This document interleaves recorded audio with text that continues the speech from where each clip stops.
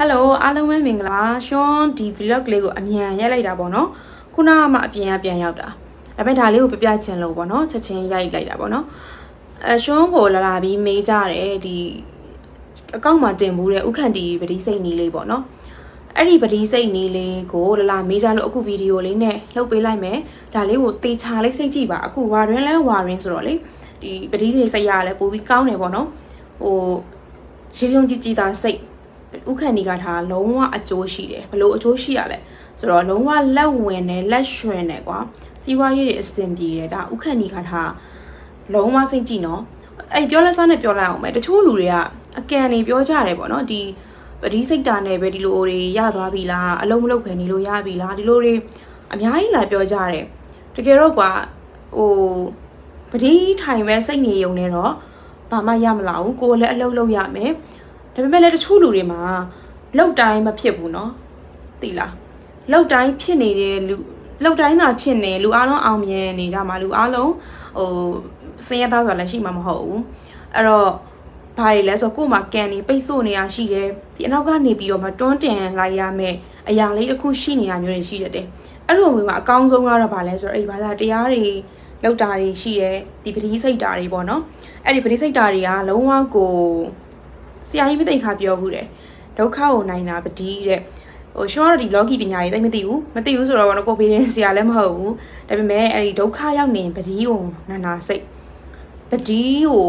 ထုံနေအောင်စိတ်အဲ့ဒီဒုက္ခတရားရခိုင်တော့ပျောက်ကိုပျောက်တယ်ဒါရှွန်အာမခံတယ်ပေါ့နော်အဲ့တော့ဟုတ်ပြီပတိစိတ်နီးလေးကိုမပြောပြခင်မှာရှွန်ဒါကိုတွေ့လေးကိုနည်းနည်းပြောပြမယ်ပေါ့နော်ရှွန်က2016လောက်တုန်းကဆိုရင်ဒုက္ခတွေအကြီးကျယ်ရောက်ခဲ့တယ်ပေါ့နော်ဘယ်လိုလဲဆိုတော့ရှွန်ကဘန်မှာအလုပ်လုပ်တယ်ဘန်ဝန်တန်းပေါ့နော်ဘန်အမအလုပ်လုပ်တယ်အဲ့ရတစ်ဖက်စိုက်သေးလေးစောက်ဆိုင်သေးလေးဖွင့်ထားတယ်ပေါ့နော်နယ်မှာပေါ့အလုံးနှစ်ခုလုပ်တယ်ပေါ့နော်အဲ့ဒါဖြစ်ပြီးတော့ရှွန်အဲ့ဒီ2016လောက်တုန်းကရှွန်အတွက်တော်တော်ကိုစိုးတယ်အဲ့ဒီခုနှစ်တည်းပေါ့နော်ဘန်ကနေအလုပ်ပြုတ်သွားတယ်အလုပ်ပြုတ်တာကတော့ရှွန်ကဒါအလေလွန်သွားတာပေါ့ရှွန် overseas တွေသွားပြီးတော့ဟိုခွင့်ရက်တရမ်းကြော်သွားတာအဲ့တော့ဟိုကွာလူကလည်းလူငယ်ဆိုတော့ကွာဘာမှမကြောက်ဘူးကွာအဲ့ဖြစ်တာချက်သမျှခံမယ်ဆိုရှင်အဲ့လိုတစွတ်စွတ်ထိုးလဲနိုင်တယ်အဲ့တော့ဒီဘန်မလုပ်လို့ရှိရင်ကအဆိုင်လုပ်မယ်ပေါ့နော်ဒါပေမဲ့ဟိုဘန်ကလည်းအလုပ်ပြုတ်တယ်အဲ့ချိန်မှာဟိုရီးစားနဲ့လည်းပြတ်သွားတယ်အသေးတွေကွဲနေတာနော်ရီးစားနဲ့လည်းပြတ်တယ်ပြီးတော့ဟိုကျွန်းဆိုင်တသေးလေးကလည်းဒီပြဿနာတွေမျိုးစုံတက်တယ်ပေါ့နော်ကျွန်းကကိုယ်တိုင်လည်းမကြည့်ကြနိုင်ဘူးစိတ်လေနေတဲ့ခါကျတော့မျိုးစုံပြဿနာတွေမျိုးစုံနဲ့နောက်ဆုံးကျတော့ရှွန်းကဒီပေးစရာတွေပက်လဲဝိုင်းပြီးတော့မှဖြစ်ကုန်တာပေါ့နော်အဲ့ချိန်မှာဒုက္ခအကြီးကျယ်ရောက်တာဘယ်လောက်ထိဒုက္ခရောက်လဲဆိုတော့ရှွန်းလက်ထဲမှာပတ်စံတစ်ချက်တောင်မကြံခဲ့ဘူးတစ်ချက်တောင်မရှိတော့ဘူးဒါအမှန်တိုင်းပြပြပေါ့နော်ဒါကြီးကိုရှွန်းလိန်ပြောနေစရာလည်းအကြောင်းတရားမရှိဘူးဟိုဒါအားလုံးကိုရှွန်းကဒါကိုတွေးဖြစ်ရက်ကလေးကိုပြပြချင်တဲ့အတွက်ပြပြတာပေါ့နော်အဲ့တော့ထားပါတော့ပတ်စံကတစ်ချက်မှလက်ထဲမှာမရှိတော့ဘူးအကျွေးတွေလည်းရှိနေတယ်ပေးစရာတွေကဖုန်းတွေဆက်ပြီးတောင်းကြတယ်ပေါ့ကွာအရင်တော့ရှွန်းကိုငွေထုတ်ပေးကြတယ်ဘာလို့ဆိုရှွန်းကလုပ်ငန်းတွေရှိတာဟိုလုပ်ငန်းတွေရှိရဆိုတော့ဘောကဘဏ်မှာလည်းဝန်ထမ်းဖြစ်တယ်ပြီးတော့ဒီကိုပိုင်စီးပွားရေးသေးလေးလည်းရှိရဆိုတော့ရှွန်းလည်းအဲ့လိုမျိုးငွေကြေးကတော့လက်ပတ်နေရတာပေါ့နော်ဒါစီးပွားရေးလုပ်တဲ့လူတိုင်းအဲ့တော့ရှွန်းကဒီအလုပ်တွေရက်တန့်သွားအားလုံးရက်တန့်သွားတဲ့အချိန်မှာဟိုသူတို့ပေးစရာတွေလည်းမပေးနိုင်တော့ဘူးစိတ်တက်တွေတော်တော်ကြတယ်ရှိသမျှအကုန်ပေါင်နဲ့ရောင်းချပြီးသူတို့တွေကိုရှင်းပြီးတော့မှဟိုဒါတော့ပေးစရာကြီးကြံနေတာပေါ့နော်ကြံတဲ့ခါကျတော့ရှွန်စိတ်တွေတော်တော်ဟိုညစ်ခဲ့တယ်အဲ့တော့ဟိုမိဘအိမ်မှာတော့နေတယ်ပေါ့နော်စားစရာကတော့ရှိတယ်ဆိုတာပတ်စံဒီကြမှာမရှိပေမဲ့လည်းအမေတော့ရှိသေးတယ်ပေါ့နော်အမေကတော့ကြွေးထားတာပေါ့ဒါပေမဲ့လည်းအားလုံးသိမှာပါဘယ်လိုပဲပြောကိုပတ်စံကိုရှာမတုံးနိုင်ရင်မျက်နှာငယ်တာကြီးပဲဒါမိဘတွေအဖြစ်ပြောရမှာပေါ့နော်မျက်နှာငယ်ဆိုတော့ကိုသိငယ်တာပဲပြတာအဲ့တော့ဥမာပတ်စံမရှာနိုင်ပဲနဲ့ကွာမာလာရှန်ကောစားချင်တယ်အခုတော့စားမယ်အခုဘာစားချင်တယ်ဘယ်သွားချင်တယ်လုပ်လို့မရဘူးဒါသူများမျက်နှာကြည့်နေရတာပဲမိဘနဲ့သားသမီးပြင်မဲ့လေကိုကဒါအရွယ်ရောက်ပြီးတဲ့လူတယောက်ဖြစ်တဲ့အတွက်မိဘအရေးကိုခိုးလို့မရဘူးကွာသွားခိုးနေတယ်ဆိုကြတဲ့ကိုကမျက်နှာငယ်ပြီးသားပဲသဘောပြတာနော်အမေကတော့အမေသားမိဘရောသားသမီးကိုဘာဖြစ်ကြွေးထားမှာပဲလေဒါပေမဲ့ရှွန်းလှုပ်ရှင်တာတွေလောက်ခွင့်မရှိတော့ဘူးရှွန်းကအဲ့လိုနေတတ်တဲ့လူမဟုတ်ဘူးရှွန်းကဟိုအမြဲတမ်းဟိုလှုပ်ရှားတက်ကြွနေရတော့တိုက်တဲ့လူမျိုးပေါ့နော်ဒါပေမဲ့ရှွန်းကအဲ့လိုအကုန်လုံးချုပ်ငိမ့်သွားတဲ့သဘောပေါ့နော်ဘာမှမရှိတော့တောင်လက်တွေအကုန်မရှိတော့သလိုဖြစ်သွားပြီးတော့စိတ်တက်တော်ကိုကြတယ်အဲ့အချိန်မှာရှွန်းဘာကိုတွေးခဲ့လဲဆိုတော့ online ပေါ်မှာရှွန်းရှာရင်းနဲ့ရတဲ့ကြီးဥခန့်နေရဲ့ဂါထာလေးကိုသွားတွေ့တယ် အဲ့တော့ရှင်ငယ်သေးရနော်ငယ်တော့ဒီပတိစိတ်တာတွေပါတယ်ရှင်နဲ့အကျွမ်းမဝင်ဘူးမတိသေးဘူးဒါပေမဲ့ရှင်ကဒါရိန်နှစ်သုံးမှမျက်တစ်ပင်ပဲငါဘာမှလုပ်စရာမရှိဘူးအိမ်မှာလည်းဟိုစိတ်တက်ထိုင်ကြနေရကွာစိတ်တက်ကတော့ share ကြတာနော်စိတ်တက်ဘယ်လောက်ထိကြလဲဆိုနေလားညလားမသိတော့ဘူးအချိန်လေးကလေနေလားညလားမသိတော့ဘူးဟိုသမင်းလေးတန်းထစားတယ်လူကလည်းပိန်ချုံပြီးတော့အဲ့လို depression ဝင်နေဆိုတာလုံးဝအကြီးအကျယ်ဝင်တာနော်အဲ့ချိန်မှာရွန်ကန်ကောင်းစွာနဲ့ရတိဥခံနေရဲ့ပတိစိတ်ကြီးလေးကို online မှာသူများတင်ထားတော့တွေ့လိုက်တယ်တွေ့တော့ရှင်ကဒါကိုငါစိတ်မယ်ပေါ့နော်အဲ့တော့ပတိစိတ်တာရှင်ငယ်လဲငယ်သေးတော့ဟိုမသိဘူးစမ်းတဝါးဝါးမှတပေါ့အခုတချို့သူများကြီးလာမင်းနေရှင်သိချာရှင်းပြဖြစ်တာရှင်လည်းငယ်ငယ်တုန်းကဘာမှမသိဘူးဒါကိုဘယ်လိုစိတ်ရတယ်ဘာကြီးလောက်ရတယ်ဆိုတာအဲ့တော့ရှင်တက်တိနားလေလူတွေကိုလိုက်မေးတယ်ပတိကဆိုတာဘယ်လိုစိတ်ရတာလဲပေါ့နော်မေးတော့ရှင်ကိုရှင်းပြတဲ့လူကတော့သူကဘယ်လိုပြောလဲဆိုတော့ဟိုတဲ့အခောက်ရည်1000စိတ်တဲ့နေ့ကိုဘာလို့ဆိုတော့ထောင်ပြီးတက်သွားအောင်လို့အခောက်ရည်1000စိတ်တဲ့အဲ့လိုပြောတော့ရှင်စဉ်းစားတယ်ပေါ့နော်ကာထာတပုတ်ဆုံးပတိတစ်လုံးချပတိမှာဟိုပတိ108လုံးရှိရဲဆို10ဘက်လောက်စိတ်ရမှာကွာအဲ့တော့ငါစိတ်နိုင်ပါမလားပေါ့နော်ကာထာကလည်းတပုတ်ဆုံးမှပတိတစ်လုံးဆိုတော့လေဒါပေမဲ့လည်းဟိုရေနှစ်တုံးမြက်တဲ့ပင်ကိုကိုကစိတ်မစစ်ချင်ဘူးကွာအမြက်တဲ့ပင်လာတာကိုကဆွဲထားမှာပဲလေအဲ့တော့ငါဒါကိုစိတ်ကြည့်မယ်ပေါ့စိတ်ကြည့်မယ်ဆိုပြီးတော့ရှင်မနဲ့ကြရင်မနဲ့ခင်ကို3နာရီထားတယ်ကျွန်တော်တစ်ခါကျတခြားလုံးမအိပ်ဘူးเนาะဒါပေမဲ့တီချာလေးနှိုးစက်ထားပြီးအိပ်တယ်မနက်ခင်း3နာရီထားတယ်ဖះကိုပန်းစီချမ်းစီချမ်းပြောပြီးပန်းရေချမ်းစီမီအမွေးနှစ်ထားတွေအကုန်ကတ်လူတယ်ပြီးရင်ကော်ဖီလေးဖြော်ပြီးတောက်မျက်နှာတွေပါတစ်ကိုလည်းတန့်စင်ရတယ်เนาะဒီဖះဘာသာတရားလုံးမယ်ဆိုရင်ကိုလက်ကိုတန့်စင်ရတယ်ဒါမှသူဒါဖះရှင်ကို respect ပေးတဲ့သဘောပေါ့เนาะအဲ့လိုလေးတန့်စင်ပြီးတော့စပြီးတော့မှပတိစစိတ်တယ်4နာရီလောက်မှစပြီးစိတ်တယ်ပေါ့เนาะပထမအဆုံးရှော့ဘာလို့သေးလဲဆိုတော့စစဦးချင်းမှာဟိုဖះရှိကိုရဲနက်ပင့်နဲ့ပြင်ပထန်းလေးတစ်ခေါက်ရွတ်လိုက်သေးတယ်ပထန်းလေးတစ်ခေါက်ရွတ်လိုက်သေးတယ်ရွတ်ပြီးတော့စစိတ်ပြီးပတိကိုမနက်ခင်း4နာရီလောက်ကနေစိတ်ရင်ဟိုဘာလို့မှပြီးတယ်9နာရီဝင်းကျင်ပေါ့နော်အဲ့လောက်မှပြီးတယ်ပတိအဲ့ဒီအခောက်ရည်1000စိတ်တာ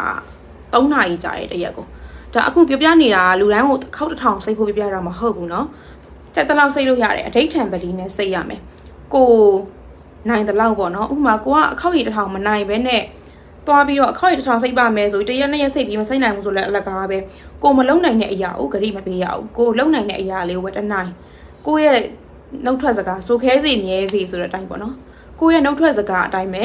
ဂရိပေးရတယ်ကိုကတနေ့ကိုပတိတပတ်စိတ်နိုင်လားတပတ်စိတ်နိုင်ရင်တပတ်စိတ်1000စိတ်နိုင်ရင်1000စိတ်กว่าအဲ့လိုမျိုးအဲ့တော့ရှင်ဒါကိုဘယ်လိုအကျိုးရှိလဲဆိုတော့စိတ်ရင်းနဲ့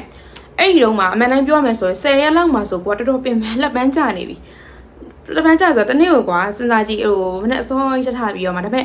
ထတယ်နော်ရှင်ကအဲ့ဒီဇွဲရတော့ရှိတယ်ဘာမှတနေ့ကိုမှလုပ်စရာမရှိဘူးလေဒါလေးတော့မလုပ်နိုင်ရင်လည်းဟိုလူမလုပ်နဲ့တော့ပေါ့နော်ကိုစဉ်းစားလိုက်တာပေါ့အဲ့တော့မနေ့ခင်းကျရင်နေ့တိုင်းထားစိတ်တယ်ဒါပေမဲ့10ရက်လောက်ထိရဘာမှမထူချဘူးလူဆိုတာအသေးရဲ့အတိုင်းပဲလေအခုရေရင်တူပြီးအခုရေကြီးတောက်ချင်တဲ့လူတွေပဲဒါလူတိုင်းပဲအခုချက်ချင်း affect ပြချင်တဲ့လူတွေကြီးပဲအဲ့တော့ရှင်ကတကယ်မန်တိုင်းပြောရရင်10ရက်12ရက်လောက်မှဆိုစိတ်ထက်ကလည်းတော့ပြန်ကြချင်တယ်ဘာလို့လဲဆိုတော့ဘာမှလည်းမထူချသေးဘူးငါ့ဘောရခက်ခဲနေတော့မယ်ဆိုဖြစ်တယ်လူစိတ်ပေါ့နော်ဒါပေမဲ့လည်းရှင်ဆွဲမလျှော့ဘူးဒါကိုရှင်ကတလအိတ်ထံဝင်ထားတဲ့အတွက်ငါတလပြီးအောင်စိတ်မယ်အကျိုးရှိတာမရှိတာတွေဟိုခေါင်းထဲမှာမထည့်ဘူးပေါ့နော်တလလို့ပြောထားပြီးတဲ့အတွက်ကိုယ်စိတ်ကိုတလပြအောင်စိတ်မှာဒါဆိုကိုယ်စကားကိုတီအောင်လုပ်ရမယ်အဲ့တော့ရှင်စိတ်ရင်နဲ့ဘယ်လိုဖြစ်လာလဲဆိုတော့တကယ်အဲ့ဒီလကုန်ကန်နီးပေါ့လကုန်ကန်နီးဆိုတာတလပြည့်ကန်နီးမှာတလမပြည့်သေးဘူးเนาะ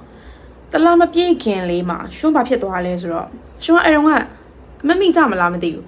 ငွေတွေအကောင့်တွေရောင်းတဲ့ post တွေလေတချို့လူတွေသိမှာပါအဲ့ဒီ post ကြီးကအလကားနေရင်ထားပေါက်သွားတာအလကားနေရင်လို့ပြောရမယ်เนาะရှင်ကဘာလဲဆိုတော့စိတ်ညစ်ညစ်နဲ့စာတွေရှောက်ရေးတယ်ငွေရောင်းနေဆိုတာတရုတ်ပြည်ကန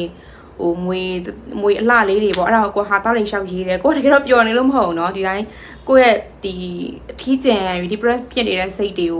ုဖြေပြောက်တာပေါ့เนาะအဲ့တော့ဟာသားတွေရေးတယ်ဒီငွေရဘယ်နှကောင်ဘယ်လောက်ဆိုတော့တချို့လူတွေကလည်းအဟုတ်မပြီးဒီ post ကို share သွားကြတော့အဲ့ဒီ post ကတကယ်ကိုပေါက်တယ်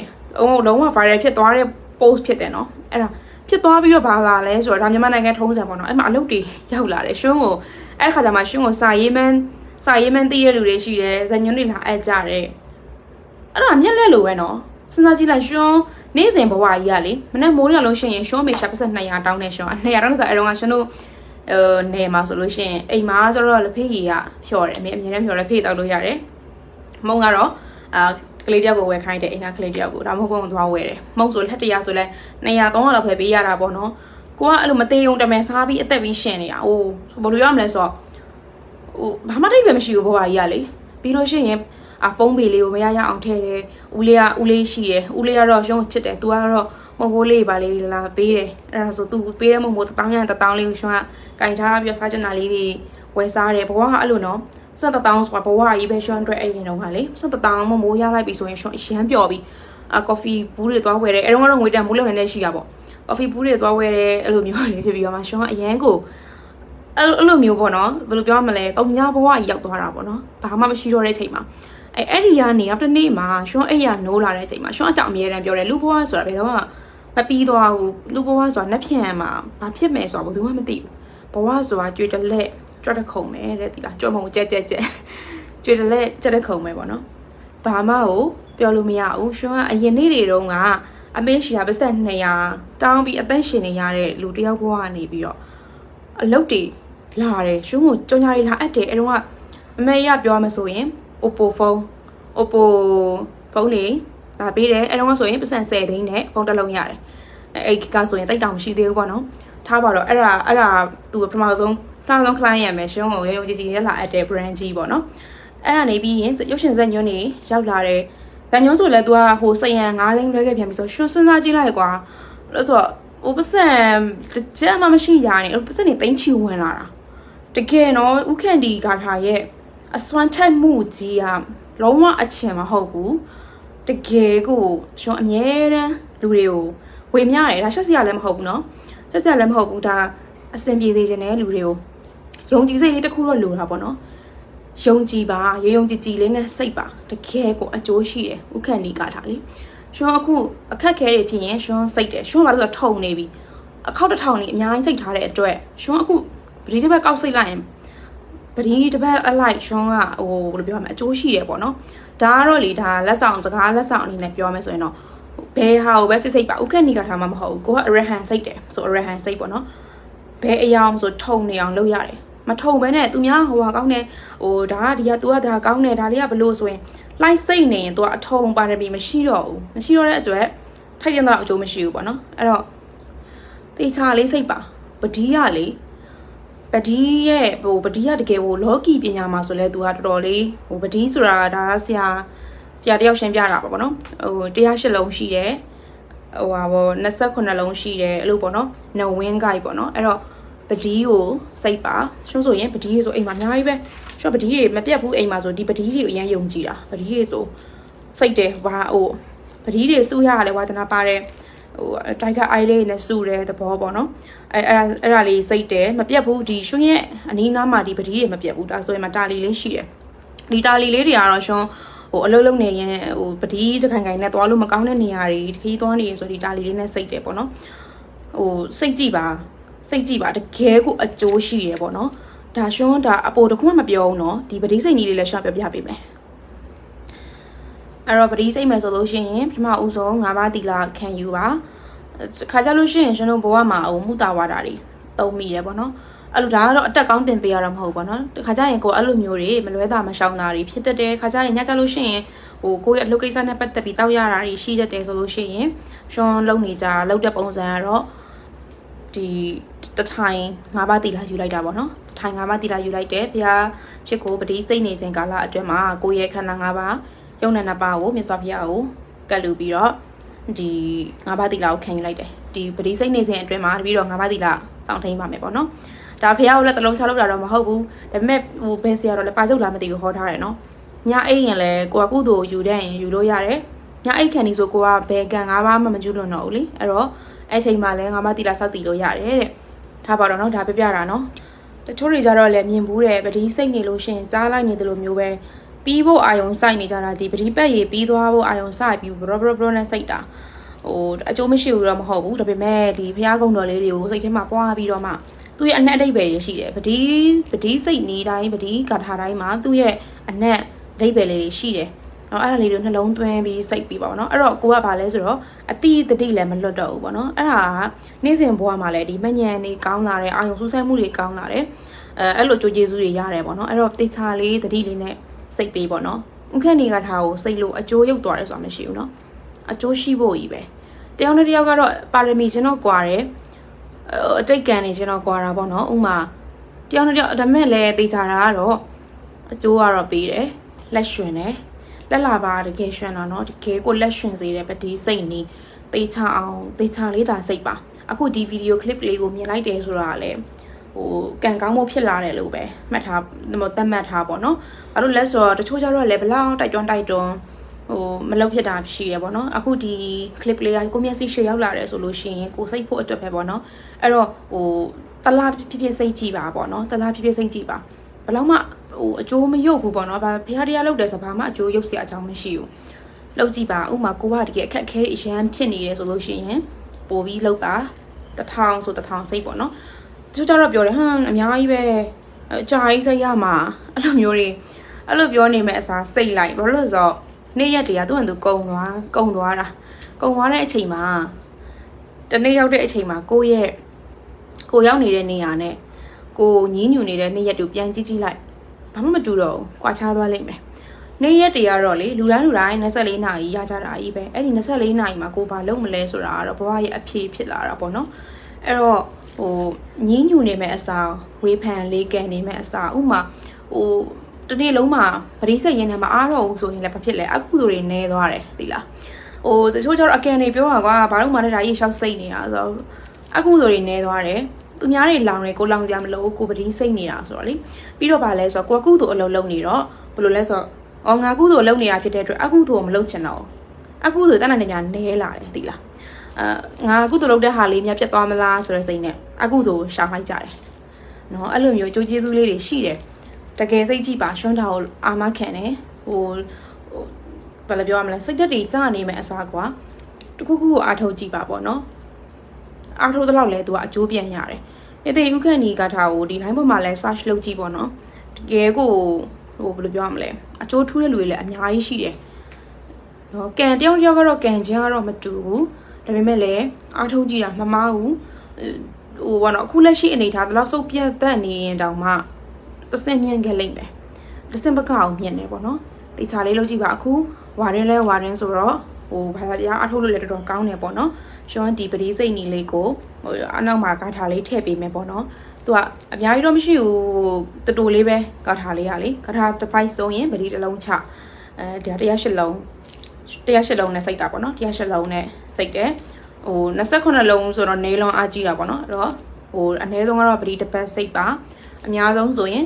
ပရိပတ်1000စိတ်လို့ရတယ်ဒီတာလီလေးနဲ့စိတ်လို့ရတယ်ပေါ့နော်ဒါပေမဲ့ခုနပြောခဲ့သလိုပဲပတိနဲ့စိတ်တာကတော့အကောင်းဆုံးပေါ့နော်ပတိကတော့ဟိုနဝင်းလဲကြည်တယ်ပြီးတော့ဟိုဒီဒုက္ခဆိုတဲ့အရာကိုပတိဆိုတဲ့ပေါင်းခြင်းကနိုင်တယ်လို့ပြောတာပဲအဲ့တော့ဒုက္ခတကယ်ရောက်နေရင်တကယ်အားထုတ်ကြည့်ပါလုံးဝကိုသိချပေါက်အကျိုးရှိတယ်ဒါရှွန်းလဲဘဝနဲ့ယင်ပြီးတော့မှဟိုကိုတွေးဖြစ်ရဲပေါ့နော်ဒါလိန်နေရညာနေတခုမှမပါဘူးဟိုလိန်လို့ညာလို့လည်းဘာမှအကျိုးမရှိဘူးသဘောပဲဗျာလေဒီဂါထာကြီးကိုရှွန်းကအားလုံးစိတ်ခိုင်းပြီးတော့ဘာမှကိုကဒီဂါထာနဲ့ပတ်သက်ပြီးရောင်စားနေလို့လည်းမဟုတ်ဘူးသဘောကကျိုးရှိစေချင်လို့ရှွန်းကဒါစေတနာနဲ့ပေါ့နော်အခုလူတွေခက်ခဲနေကြတယ်ပင်ပန်းနေကြတယ်အကျွေးဘူးတွေများတယ်စိတ်တော့ကတွေများတယ်ဆိုလို့ရှိရင်လောက်ကြည့်ပါရုံရုံကြည့်အားထုတ်ကြည့်ပါပေါ့နော်ဘာသာတရားကိုဆိုတော့လည်းမေးတယ်ပေါ့နော်ဟိုဘာသာတရားဟိုပတ်စံရဖို့လောက်တာလားဆိုပြီးတော့မှလေတခုရှိတာရှင်တို့ကနိုင်စဉ်ဘွားမှာပတ်စံလို့တယ်ရှင်ငွေကြေးမရှိပဲနောက်တစ်နေ့မှအသက်ရှင်လို့မရဘူးလို့ဆိုတာငွေကြေးနဲ့ပဲအသက်ဆက်နေရတာအဲ့တော့ဟိုအကန်ဒီပြောနေမယ်အစားပေါ့နော်ဟိုလက်ရွှင်နေဆိုတာလေလက်ရွှင်ခြင်းအကြောင်းတရားတွေရှိတယ်ဒါဒီဗီဒီယိုထဲမှာအရင်ရှိသွားမှာဆိုလို့ရှော့တာတွေအပြည့်တုံးမပြောချင်ဘူးအဲ့တော့ဒါလေးကိုယုံကြည်ရင်လိုက်စိတ်ကြည့်ပါဟိုပြီးတော့လက်လာပါတွေလည်းအားလုံးရွှင်နိုင်ကြပါစေအလုပ်ကိုင်းတွေလည်းအားလုံးအဆင်ပြေကြပါစေရှွန်ဒီမှာအနောက်မှာဒီကထာလေးထည့်ပေးမယ်နော်အားလုံးကိုကျေးဇူးအများကြီးတင်ပါတယ်ရှင်